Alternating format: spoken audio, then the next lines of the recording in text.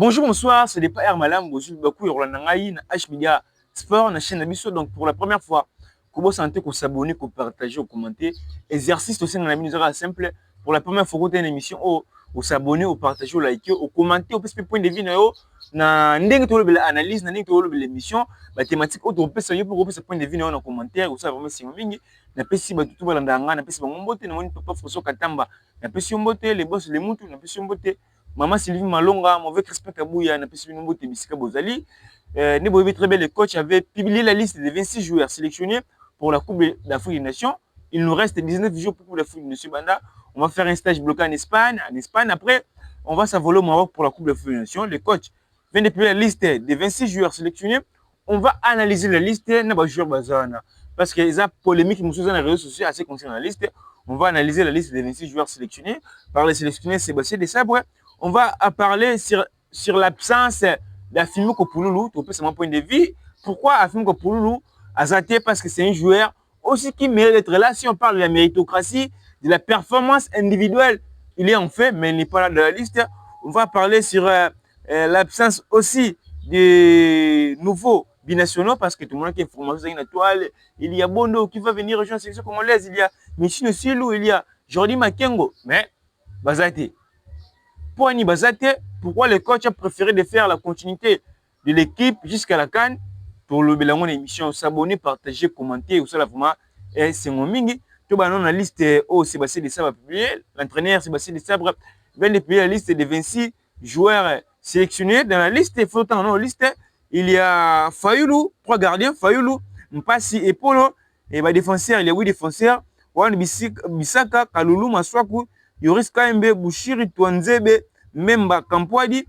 Il y a 10 médiateurs, Eza, Sadiki, Kaembe, Mutusami, Pikel, Mukao, Swenkes, Bongonda, Balikou Shambuku, Sipenga Natak, il y a 5 attaquants, Banza, Mayele, Essende, Elia, Bakambu. On est à la liste de 26 joueurs sélectionnés. Vous allez remarquer, dans la liste de 26 joueurs sélectionnés, l'équipe m'a été changée. Parce que c'est la même liste, c'est la même équipe au barrage interhorizontal contre Cameroun, contre Nigeria. Je vous avais dit que si on fait une campagne exceptionnelle, si tu gagnes Nigeria, tu gagnes Cameroun, le coach ne doit pas modifier sa liste. Parce que c'est-à-dire que tu as une équipe moins solide, tu as Cameroun et Nigeria. Le coach ne doit pas vraiment modifier sa liste, raison pour laquelle c'est la même liste. Ils ont 25 joueurs à carte Moutouté, mais il a juste ajouté Simo Banza. Il a juste ajouté Simo Banza. Parce que pour moi, je vois c'est une très belle liste. Liste, c'est bien. On ne change pas l'équipe qui gagne. Peut-être on modifie. On modifie aussi s'il y a certaines erreurs ou bien certaines places, difficulté dans ma casse. Mais moi, je vois la défense. Tout ça calme. Surtout dans Basiler Nabiso. Bisaka. Il est là, Yoris Kaembe. Mingi sur l'arrivée de Ngakia. Le coach, peut-être, à Monique écarté Ngakia, à bien Kalulu. Après Cannes, il va appeler Ngakia. Donc, même la défense, la Monique est aussi bien. Ni le terrain. Je trouve que c'est là, Mukaou, Michel Balikusha, Mutusami, Sadiki, Pikel, et donc Kaembe, le milieu de terrain. Je vois, on est un milieu de terrain solide. N'attaque, Banza Maël et Sende Elia, Bakambo. Maintenant, polémique qu'ils ont réseau actuellement, ce qui fait en sorte de ne considérer liste. Le roi liste qu'ils ont bien été, c'est la présence de Simo Banza. C'est la présence de Simo Banza. Simo Banza, c'est un joueur aussi exceptionnel. Son profil est un peu différent d'un profil de Sende, d'un profil de Bakambu, d'un profil de Maël. Ils sont différents. Batebele, Bande Kolobela, à ce qui concerne le départ, Mouta Akendeza et Sende. Mais profil de Sende est unique. Dans la sélection congolaise, profil n'est pas unique. Maintenant, Batebele va poser ma question à ce qui concerne la présence des bandes analystes, mais l'absence d'Afimou Kopouloulou. Parce que Banza peut être au-dessus d'Afimou Kopouloulou. Mais actuellement, lorsqu'on parle de la méritocratie, le joueur qui mérite, à part joueur ou bien performance ou bien profil, si on parle de la méritocratie, le joueur qui mérite d'être là, c'est Afimiko Pouloulou. Il est dans une série de 11 buts, toutes compétitions confondues. Il marque à chaque fois avec son club, contrairement avec Simo Banza. Donc si on parle de méritocratie, Afimiko Pouloulou mérite d'être là à la place de Banza. On a tout ça clair. Maintenant, le coach a préféré Kobinga Banza pour concurrencer avec Samuel Essende. Samuel Essende Banza profil les années de mon côté. Mais bon, on va aller baser renard de surface. Bah joueur mon pesara na 4 carrés. Baza le roi ba land. Bah mon panzité. Joueur le là, Maël a robet le roi 7. A robet le roi 11. Bah quand bon bet appeler le roi panzi. Mais Banza na Essende bah robet mon panzité. Ce sont des renards de surface. Bon bah joueur mon ko baza na 4 carrés. Mais vu que Essende jusqu'à présent, ils ont convaincu vraiment que mais c'était une nécessité pour l'entraîneur et au sélectionner des sabres. Raison pour laquelle coach Moni il faut ce concurrent Moussou aya ba potena na Samuel Essende, raison pour laquelle a bien Simo Banza. Parce que Afimiko Pouloulou, Simo Banza Essende profil moroté. Afimiko Pouloulou alors puis Mayele, Laura Bakambo, Babi Mami Panzi.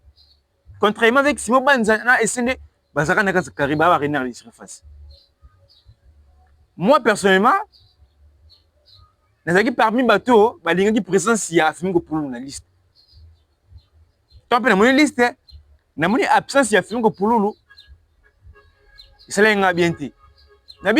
Vu que quand il faut autoriser 27 joueurs, pourquoi 26 joueurs va sélectionner 27 joueurs, mais vu qu'on a déjà Bakambu et Sende Mayele Banza, 4 avant-centres, bon, il n'y avait plus de moyens. Il y a Robenga 5e avant-centre. Raison pour laquelle j'ai préféré Nikaka Banza à la place d'Afimiko Pouloulou.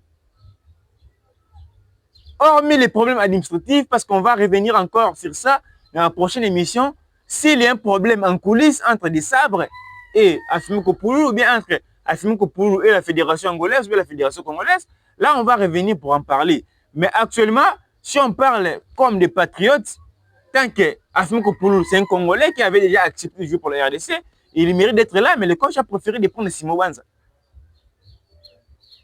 Le coach a préféré de prendre Simo Banza. Parce que le coach a travaillé dans Simo Banza. Et là, vous ça là, et bah, tu comprendre des années, même la canne dernière. Bah, tu es bien, tu viens de la canne. Bah, tu viens de la canne, bah, tu coach a travaillé dans le match de qualification. Tu viens de la canne. À chaque fois, il parce que il dit toujours qu'il fait la continuité. La continuité, c'est-à-dire quoi? Bah, toi, tu travailles dans le match. Tu vas Bouchiri. Si on va sélectionner, coach, son coach est titularisé, coach en web, c'est surtout que Boué. Et puis déjà qu'avec l'entraîneur Sébastien Desabre, il faut faire ceci, il faut faire cela. Parce qu'on part dans une compétition, il faut appeler une équipe oh déjà bah il parce que stage vous pouvez jouer 2 matchs, 3 matchs, mais peut-être cohésion ça m'a casté. Mais avec cette équipe oh tu gagnes déjà Nigeria, tu gagnes Cameroun, c'est là pour la suffisance qu'on peut aller gagner la CAN. Donc moi je suis pas contre la liste, je vois c'est une très belle liste. La ligne un peu, Afimiko Pouloulou Zalawana, malheureusement, Afimiko Pouloulou Zate. Mais moi, je vois que c'est une très belle liste. C'est une liste aussi qu'on peut aller très loin la canne. Si on parle de la globalité des choses, sur la méritocratie, le coach a bien utilisé la méritocratie. Fayoulou, Azoyamba, pas c'est un clubité. Raison pour laquelle on dit Bertrand Zate, parce que Bertrand dans un clubité. Même pas s'il travaille, il fait les entraînements collectifs avec son club. Côté titularisation, il faut travailler sur ça. Mais Fayoulou, on passe épaule, ils ont mérité défense. Wan Bissaka, Kaloulou, Maswaku. Il y aurait quand même Toanze, même campagne de Bangoto Zobeta. Bazamba club. Nemele Idera Sadiki, Kaeme, donc Bangoto club. Pour moi, je vois la RDC, on a une équipe qu'on peut aller très loin à la Coupe d'Afrique des Nations. Qu'on peut aller très loin à la Coupe d'Afrique des Nations et organiser l'équipe en auto. Même avec le Cameroun, liste Bakatsiba Onana, Bakatsiba Boubaka. Monana wana, Azad Demik moi bien, pas qu'il y a Turquie. Bakatsi, cette fois-ci, il faut qu'on change d'équipe. Si l'un ça ne va pas, ça ne va pas. Il y avait des Congolais, on a la présence de Yohane Wissa. Mais pour moi, c'était clair, je vous avais dit que Yohane Wissa ne mérite pas d'être là. Yohane Wissa ne mérite pas d'être là. Yohane Wissa, j'ai les informations en possession parce que hier nazalaki na kotama tongi tozalaki na mauvais Tchin Joli Tomé Kosola à ce qui concerne la liste il m'avait dit aussi que la liste les a déjà publié même journée tout cela qui avait dit bien que oui ça dans la liste était il m'avait dit que oui ça dans la liste était oui c'est déjà en forme mais Newcastle a zobo ko bet ça parce que soit avec bet ka match moi oui ça brûlé pour sélectionner mais vous allez remarquer beaucoup quand on a mis match ya samedi contre Bourley et on oui ça sera convoqué à Robert Newcastle a ndobo ya kaka ce que biso pe tant que ba kongomani ton nom est gravité parce que oui c'est aussi une blessure akoko ya impacter mutu à en forme na club na au moins comme remplaçant oui c'est une blessure akoko ba na match je le roi Sipenga tout le monde qui est il a les fers dans ses jambes akoya pe boye oui ça y est boye oui ça vous c'est en forme mais tu check pour ne comme vous savez à Newcastle oui ça c'est un doigt mais Sipenga ba joueur moko ba mériter mais Michel Ange le plus cher raison pour laquelle avec oui ça serait important pour nous dans le mois de mars au mois de mars on a un grand match à jouer la Jamaïque la Nouvelle-Calédonie on a un grand match à jouer oui ça sera important pour nous au mois de mars tout ce cahier même si Newcastle a besoin de libérer c'est pas grave c'est une façon aussi à aider biso oui ça s'adapter à comme titulaire à s'imposer le mois de mars to benga to betene barrage finale à barrage ya coupe du monde et ça bon donc présence ça oui ça ngana mon ngolo côté pour le moment on va jouer la canne ça oui ça va publier mais pour moi je vois et le grave va être oui c'est moi pas mon nom qui il y a rien de grave là-bas aux 12 hommes avec Dimitri Berthold batebele mon qui c'est passé de ça pour faire l'ingratitude non c'est pas ça c'est ça le football les ça ils ont mérité ils ont mérité tout tant que le joueur wana na moni na page moi ba l'ingratitude de Sébastien de Sabre Dimitri Berthold il a tout donné pour prendre la qualification Dimitri Berthold il a tout donné tant que il a tout donné wana si quoi soit informaté aya kaka tant ça il a tout donné pour écarter mon comme te foot réalité mon sana ba ya ba foot rabon to foot rabon si quoi soit au foot ayo to moni que na mincha no chité to ngola musu to longola yo to dis mutu musu to misambo ce que je club comme informé to bien pourquoi pas il y a en tout cas Dimitri Berthold pour se mériter et Polo Faulu mpasi to ça bien raison pour laquelle il y a liste des habits mais ce qu'il y a zana et sende banza mayele liste des habits nga mon que to ça kan numéro et qui to mingi ça journée peut permettre biso to yebana coach à une équipement solide pour mieux faire de bonnes choses à la Coupe d'Afrique des Nations. Mais là, à ce qui concerne la puissance, c'est Werani Bondo, il y a Messine Sulu, Werani Bondo, Messine Sulu, j'aurais dit Makengo, Marc Bola, Bazaki dans la liste, il y a 55 joueurs présélectionnés. Si vous avez la liste de 55 joueurs présélectionnés, vous allez considérer, parce que vous avez déjà notifié que vous avez parlé dans la liste de 55 joueurs présélectionnés. Ce que un coach à retenir 26 joueurs, à Kati, à retenir 26 joueurs, à Longolio, Yosate, tu as ça stage. Tu as déjà combien de Côte d'Ivoire, combien de contre Angola, et tu connais Côte d'Ivoire, on a, mais tu as travailler, mais comment on va aller à la canne, mais Côte d'Ivoire, ne peut pas gagner Bissot. Bon, bah, ça peut se faire bon, bah, tenir des titres, bah, gagner Bissot, bah, force. Mais tu peux l'ingater tout pour là. Mais ce qu'on peut l'ingater gagner, tu tiens ma colo. Raison pour laquelle, on va jouer à Moussou blessé. Si go, tant qu'il y avait déjà Bondo dans la liste des joueurs présélectionnés, tant qu'il y avait Jordi Makengo, il y avait Marc Bola Ngakia, la liste des joueurs présélectionnés, une fois qu'un joueur a blessé, supposons, non, c'est-à-dire qu'il a blessé dans le stage, coach a combien de joueurs dans la liste de 55 joueurs présélectionnés, a combien de Rani Bondo. Actuellement, nous sommes en train de éviter d'ira blessure. Ce club n'est dévoilé qu'il il faut ça un monandam. Coach a combien de Rani Bondo parce que Rani Bondo, il était déjà dans la liste de 55 joueurs présélectionnés. Donc, bah, sur la liste de 55 joueurs présélectionnés, c'est bon. Joueur a remis la paix. Bah, ça, bah, joueur a blessure, bah, remplacer le joueur. Et ça, bon. Donc, bah, joueur a la liste de 55 joueurs présélectionnés. Bah, ça va Congolais. Ceux qui peuvent jouer en tout cas, dans un stage, va remplacer l'équipe de Cannes. Après Cannes, des bon que coach a modifié l'équipe. Et ça va joueur mêlé, bon, on a Jordi Makengo, on a Messi de Silou, bah, Koya après Cannes. Ce sont des joueurs qui mettent en Coupe du Monde parce qu'on ne va pas aller à la Cannes ou bien on ne va pas aller à la Coupe du Monde. On va jouer à Moussou, bah, Makatan DG. Donc, ils ont un joueur belé, bah, Roya, un joueur belé, bah, Roya, après Cannes. Après Cannes, des bon, bah, joueur belé. Donc, après Cannes, des bon, bah, joueur belé. Bah, joueur basé belé, bah, binational, bah, manifester volonté. Et une fois qu'on part aussi à la Cannes, on fait aussi une CAN exceptionnelle, cela va donner aussi une très belle image. Parce que à lire les faits comme les demi-finalistes, il y a CAN dernière, RDC, il y a cette campagne éliminatoire pour le monde exceptionnelle, hormis les Sénégal au Ghana. Donc, tu l'as cette image bien au sommet, la RDC est maintenant dans le top 10. Tu vas pour attirer les binationaux pour rejoindre la sélection. Raison pour laquelle, si on fait aussi une CAN exceptionnelle, pour moi, on a gêné belé baroya. Binationaux belé baroya. Moussambara tout. Ce sont des Congolais. Donc, après quand on a une liste d'équipes qui ont changé, actuellement, tout ça va le parler de la RDC chance. Pour nous, nous avons contre les sabotés, nous avons contre Moutouté, nous avons une liste des bientôt qui Moussika. Donc, Moussika dans la liste. Parce qu'il y a des joueurs qui sont bientôt qui vont Moussika gagner Coupe d'Afrique des Nations. Moi, je suis sûr, hein. Nassir. Pas de Sénégal, on a Rolala. Na Maroc, Rolala, vraiment Sénégal, Rolala. Et qui monte au gagner na Maroc. Donc, les mieux à faire, c'est de préparer l'équipe conséquence. Pour moi, la liste, elle est bonne. On a une liste qui te conviennent. Pour prendre aussi la dernière thématique, dans la liste Maki, avec la liste de coach Tissingoma, Américain Kolobabi Loba, à ce qui concerne la liste ou bien la gestion de l'entraîneur Sébastien de Sabre pour nos binationaux. Coach, Tissingoma, il y a plus au champ de binationaux. On a des reprises au mettre en face des politiques. Bisous tout ça exploite tout que musique na CAN. Vous nous parlez des binationaux. Est-ce qu'on peut citer un joueur? Vous nous parlez des joueurs locaux, pardon. Est-ce que vous pouvez citer un joueur ou avec une vita, avec un imam, avec un mazim, on mérité sélection? Non. C'est-à-dire que ça va bon. Mais championnat d'ambition, ils vont faire exploiter ma joueur T. Vous pouvez me parler Fiston Kalamayele.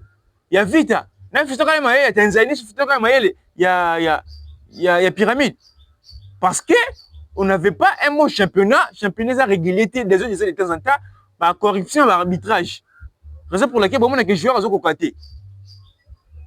Championnat qui te remet, tu as condition, parce que c'est bien au sectionné joueur en DN. Ce joueur a mimi, bon, moi, va sectionner. Maël a vite. Est-ce que Maël a vite? Asa Maël, on a rien entre eux, non. C'est-à-dire que le championnat a bien été. Ce championnat a bien. Tout le monde m'a belé, ça l'a bien. Vous pouvez me dire, ou bien, la dernière fois, tout le monde qui vague, il y a des joueurs locaux, la sélection A, na CAN 2019 en Égypte. Parce qu'à partir il y a 2015, CAN au 3e na Guinée, c'est 2019, championnat qui bien. 2015, tout le monde qui a CAN, na joueurs locaux, qui va Lusadi, sous, Kimwaki, Kasussula, Isama, Kidia, comme gardien. En 2016, tu as gagné Chan. Tu connais Chan, Matampi, tout le monde qui va Matampi, intégrer équipe A, senior. En 2017, tu as CAN. Na Gabon, en 2017, tu mets dans l'Omanista, tu mets au premier devant Côte d'Ivoire, Maroc. Tu mets quand tu gagnes la quart de finale. Championnat, c'est qui bien. Bon, il y a des joueurs locaux, une équipe. En 2019, tu as Coupe d'Afrique des Nations en Égypte. Tu as la quart de finale contre Madagascar en Tirobi. Ngonda, ça dit on a joué à Vita. Il y avait des Bopunga, des Isama Matampi. Équipe est solide. Depuis 2020, si le lot, championnat Koufa. Championnat Koufa. Donc, il n'y a aucun joueur dans le Zouana. Attends, Matogo que vous citez, on doit écarter quel joueur pour appeler Matogo. Même Ibengalobango. Certes, ça c'est bon. Mais tout à joueur était sous l'émotion. Joueur a subi 3 personnes, vous gagnez ce public. Bando Betakan, U20, en Égypte, Matogo, tu vois, une équipe. Mais va recruter au Baya, na fin de compétition, bazwa Ayoka, Akina Royal à tout la Belgique. Mato Waza Zeg le Congo. Tout à l'heure joueur était sous émotion sans se jouer. Tout à l'heure dans la observation. Après on a avec ballon, né nazali sans ballon. Mato va quand raté. Pour ce détail, avec quand raté. La Micho équipe de Bissou sur le roi joueur va quand c'était. Et ça Mato équipe va déséquilibré. Beaucoup pas été bon sur votre match RDC pour moi. Beaucoup de BBC ballon zoni. Mais chers amis Pandio, après si pas ça Matikuna. C'est ça l'apport. Boté la joueur tout soit sopi, après si pas ou bien frappé, boté la joueur avec ballon, sans ballon, ndenga zo téléman dans terrain. C'est ça qui fait en sorte que tu es un grand joueur. tout un grand joueur. Le tout un Real Madrid, à ça discuter, Moussoupanine, comme on a Mbappé, Bakangisa raté, Bakita raté, mais ce sont des joueurs, il ne faut pas avoir titulaire. Mais si on a un match Real na Barça, ni Real a bêta, soit Real a continué à score, mais Real a l'Icola a gagné. Parce que Real Madrid a gagné la race l'année dernière, Barça a gagné, il faut y aller à bêta. Vinicius a même ce ballon, a quitté, comme ça, Mbappé a même ce ballon, a quitté, comme ça. Équipe est moins. Mais tout le monde a l'équipe, le roi Mbappé, quand il s'est raté, le roi 2017. Bolassi, quand il s'est raté. Kabana, quand il s'est raté. Donc il suffit qu'on peut s'y passer. Il y a qui au chat. À celle contre-attaque, il bolas. Soit c'est les contre-attaques, il y a qui contre-attaque, même si ballon retourne à Bisso Boy Tolali. Parce qu'il y a quand il s'est raté, il faut le roi Varatiki à Paris, même si ballon contre Madagascar. Un but partout. Madagascar, Madagascar, pas bon, c'est le centre, coup de tête. Il y a un but partout. Match bêtement deuxième mi-temps, Nanio, Bolas se soit contre-attaque. Contre-attaque, il y a un tomati. Akende Bobe ta passement, bloc Bakangi. Madagascar, ils ont contre-attaque. Pourtant, Bolas a gagné contre-attaque, c'est tout tomati. Madagascar, ils ont contre-attaque. Contre-attaque, contre-attaque, centre, coup de tête, Davis à 1. Si je sais même pas égaliser. C'est-à-dire quoi? Tout ça, joueur va constater, il faut que même si ballon aux zones ici. Bah, peur, il y a des joueurs qui ont la mission. Bah, Michel Kelia, bah, Moukou, bah, Monda, bah, Sipenga, au moins, ils ont un ballon. Ils ont Matasso Kita. Ils ont EDP, bah, la Tyrone à Bissot. C'est là qui fait en sorte que la défense est solide. Parce qu'on a un milieu solide, on a une attaque qui commence à comprendre petit à petit. Au même si ballon Kangisi, il faut ça toujours motiver. C'est ça. Tout le bâtiment, na ba 24 bo benga Mathieu pour remplacer dans le chaque Sipenga. Non, c'est bloqué comme ça Mathieu quand tu dis singoma. Donc, il te peut sortir de chaîne des faux au raté. Nous sommes linga ba remplacer nan. Donc, ils ont qui te roté pour pas bon, ils ont qui te ko mingité, il faut tout ça simple actuellement, ce n'est plus le temps. Il y a qu'on critiquer le babo non, c'est le temps d'encourager le léopard. Tu dis que bis avant compétition, avec une grande compétition, il y a toujours des polémiques et marquent. Oh boy, non, ce n'est pas ça. Nous, on doit rester confiants, concentrés pour pousser le léopard, qui est jusqu'au bout, pour gagner compétition. Très bien, des journalistes, le 8, tous les clés, il faut libérer les joueurs. Nous, c'est dit que tu vas libérer les Sanderland, tout le stage au sein de précisément en Espagne, tout ça stage en Espagne, tu as des matchs amicaux contre l'Angola et la Côte d'Ivoire, tu as aussi un match qui est en intensité. Certes, joueurs sont blessés, on n'a pas quoi. Pour joueur à faible réalité, nous avons gagné les 55 joueurs pour sécuriser ça bon. Mais nous devons coach maintenir liste on a absence de mutumo et ko impacter biso. Tu peux tellement sans intensité, tu peux te comprendre j'ai tout ça n'a que moins cohésion, peut-être que tu can. Ce joueur m'a blessé au seul vraiment c'est un go mingi. C'était moi votre humble présentateur Ira Maoussa depuis Kinshasa la capitale de la République démocratique du Congo. On se retrouve à la prochaine pour une prochaine émission. Quant à moi, je vous dis au revoir.